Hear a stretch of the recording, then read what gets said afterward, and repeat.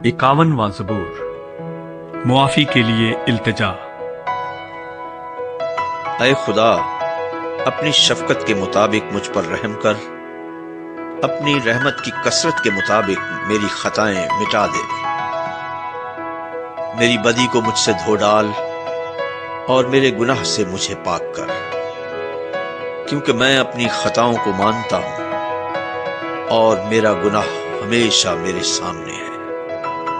میں نے فقط تیرا ہی گناہ کیا ہے اور وہ کام کیا ہے جو تیری نظر میں برا ہے، تاکہ تو اپنی باتوں میں راست ٹھہرے اور اپنی عدالت میں بے عیب رہے۔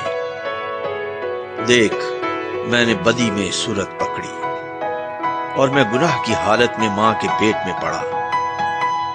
دیکھ، تو باطن کی سچائی پسند کرتا ہے اور باطن ہی میں مجھے دانائی سکھائے گا۔ زوفے سے مجھے صاف کر تو میں پاک ہوں گا، مجھے دھو اور میں برف سے زیادہ سفید ہوں گا۔ مجھے خوشی اور خرمی کی خبر سنا، تاکہ وہ ہڈیاں جو تو نے توڑ ڈالی ہیں شادمان ہوں۔ میرے گناہوں کی طرف سے اپنا منہ پھیر لے اور میری سب بدکاری مٹا ڈال۔ اے خدا، میرے اندر پاک دل پیدا کر اور میرے باطن میں اثر نو مستقیم روح ڈال۔ مجھے اپنے حضور سے خارج نہ کر اور اپنی پاک روح کو مجھ سے جدا نہ کر۔ اپنی نجات کی شادمانی مجھے پھر عنایت کر اور مستعد روح سے مجھے سنبھال۔